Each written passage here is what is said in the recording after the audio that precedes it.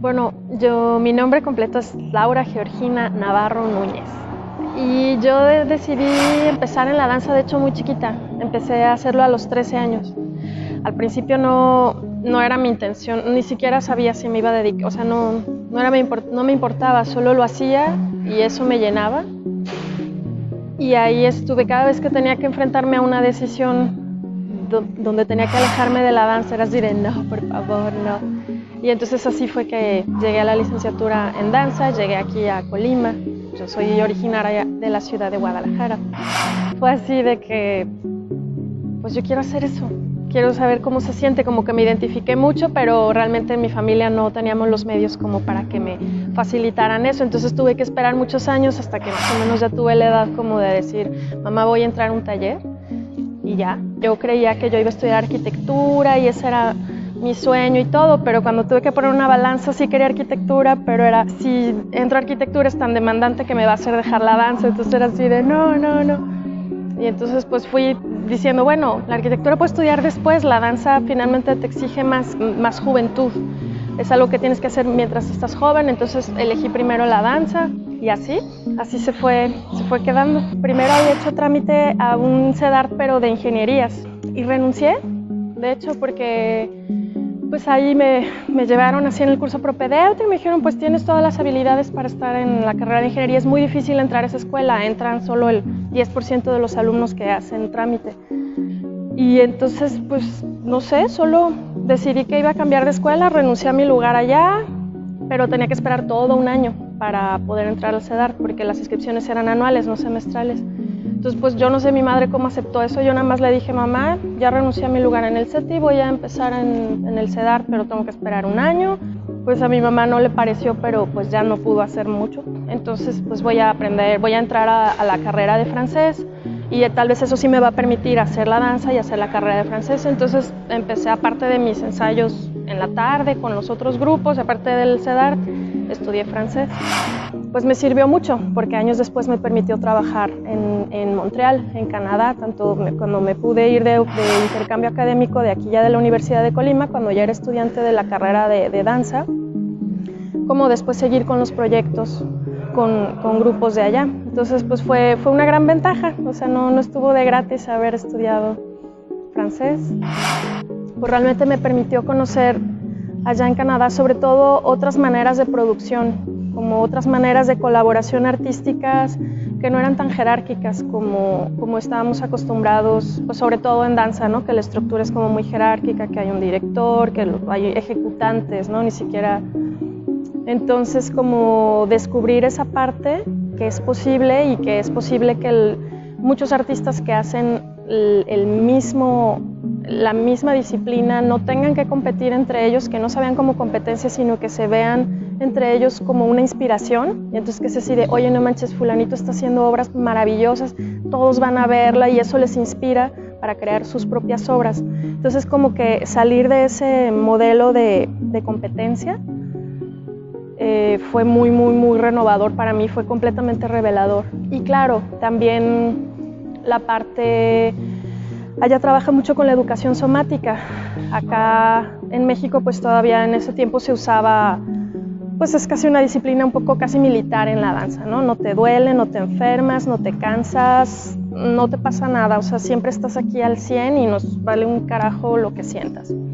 Y en cambio, allá aprender a trabajar siendo consciente de lo que sientes y que no importa cómo te sientas, eso siempre se puede integrar a tu práctica artística, ¿no? O sea, no como en esta exigencia de siempre ser así perfecto, el maniquí perfecto, sino todo eso nutre tu práctica artística. Entonces, pues para mí sí fue así de wow, fue una revelación que me cambió mucho. A partir de ahí, mis expectativas en el arte y de mí misma en el arte fueron, pues siento como más humanas, como más cercanas al ser humano, ¿no? Que no es perfecto. Sísmica inició en el 2009, digamos, bueno, los preliminares son que empecé a notar que en Colima había como un movimiento estaban prosperando muchos grupos de danza contemporánea, lo cual me parecía como muy notable. Cuando yo llegué en el 2001 solo había una agrupación profesional y dos grupos más amateurs que hacían obras y esto, uno aquí en Secretaría y otro en la universidad. Y de repente ya para 2007 ya había 7 grupos. Y en 2009, que fue que yo inicié con Sísmica, ya había 11 grupos. Entonces pues fue como un crecimiento exponencial que yo creo que incluso entre nosotros tal vez no nos habíamos dado cuenta, ¿no? No sabíamos que había tantos, pero en Guadalajara ni siquiera había tantos grupos. Me pareció algo muy notable. Y bueno, lo que intenté hacer fue como invitar a hacer un comité con todos los directores de los grupos y decir, oigan, esto está pasando, ¿qué hacemos para que tanto la sociedad se entere de lo que hacemos, tanto como la institución vea que hay algo importante? No todos estuvieron tan interesados en participar, pero aún así seguimos adelante. Gestioné apoyo tanto aquí con Secretaría y con la universidad, y entonces mi propuesta era la cuestión de la permanencia.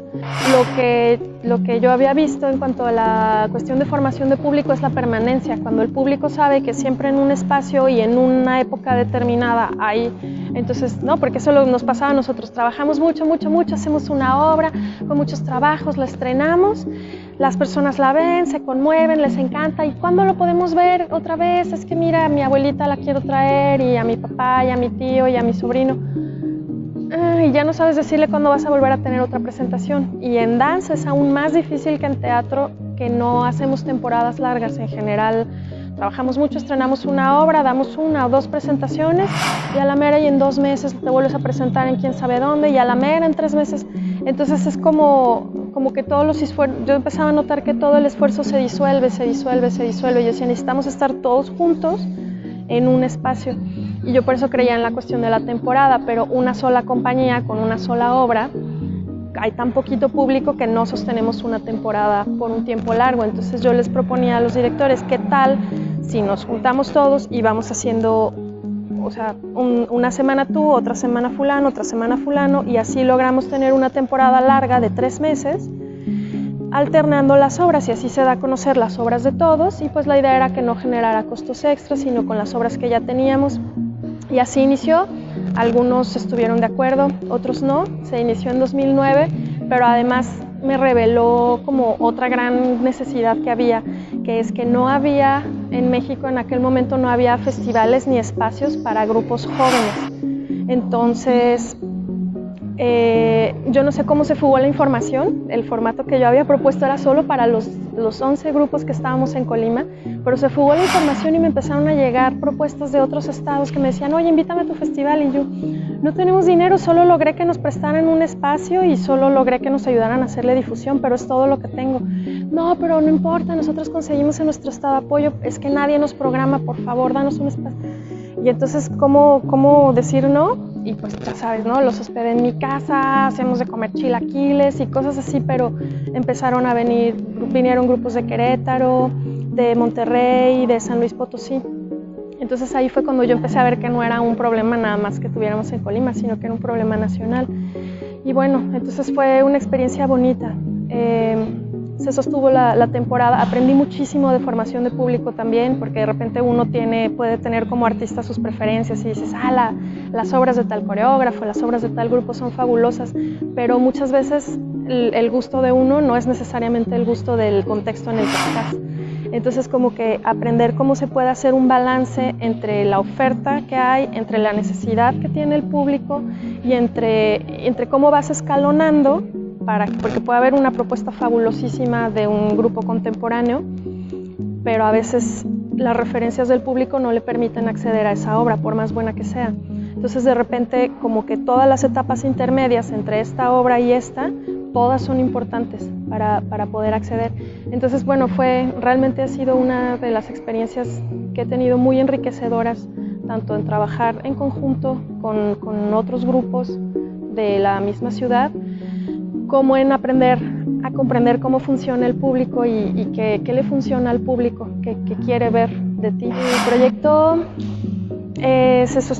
se hizo en 2009, durante 3 meses, se hizo en 2010, 2011 y 2012. Logré mantenerla con altas y bajas.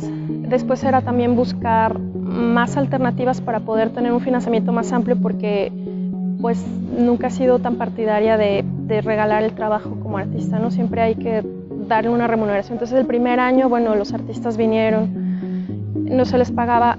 El formato es que todas las entradas, se pagaba una cantidad simbólica de entrada y todo lo que entraba ese día se le pagaba al grupo. Entonces también eso ayudaba a que el grupo se comprometiera en hacer difusión, porque si lograba que fuera mucha gente a verlo, pues su ingreso iba a ser mayor. Entonces ahí como que compartíamos un poco, digamos, el esfuerzo. Buscamos maneras de diversificar el financiamiento, empezamos a tener también lazos de colaboración con gente de artes visuales. Lanzamos una convocatoria que era Trazos en Movimiento, que era para hacer subastas entonces a los artistas visuales llegábamos a ese acuerdo. Pues yo me encargaba junto con mi equipo de hacer como toda la logística para hacer una subasta, generar un catálogo y todo esto, y el artista, si su obra se vendía, recibía el 70% y el 30% lo donaba a Parasísmica. Entonces pues estuvimos haciendo como buscando todo tipo, pero pues te digo que ya para 2012 ya mi salud ya estaba muy mal y tuve que parar, y después de repente ha habido pequeños intentos de ver si se puede retomar con algún apoyo federal, que hasta ahorita no hemos podido ser favorecidos, pero pues ojalá que se pueda.